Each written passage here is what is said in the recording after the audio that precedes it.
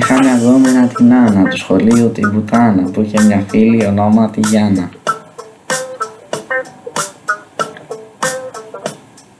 Μαζί γαμούσαν δασκάλους πολλούς, μήπως και πάρουν καλύτερους βαθμούς.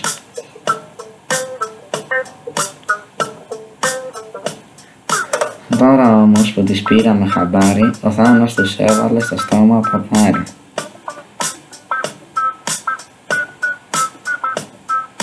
Αχ ρε Άννα, μας έκανες τα μυαλά πουτάνα.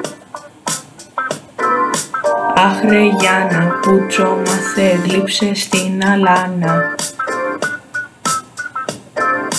Να κοιτάνα, η τρίτη μεγαλύτερη πουτάνα.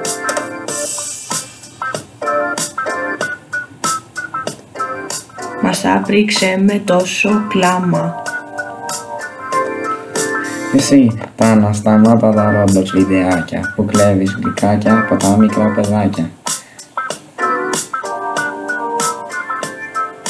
Δεν μας νοιάζουν οι λαγοί 133, θα σε κράζει για πάντα ο λυτρωτής.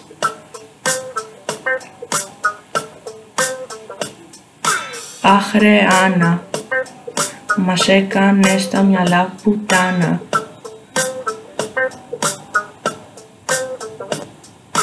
Αχ ρε Γιάννα, πούτσο μάθε γλύψε στην αλάνα. Να κοιτάνα, η τρίτη μεγαλύτερη πουτάνα.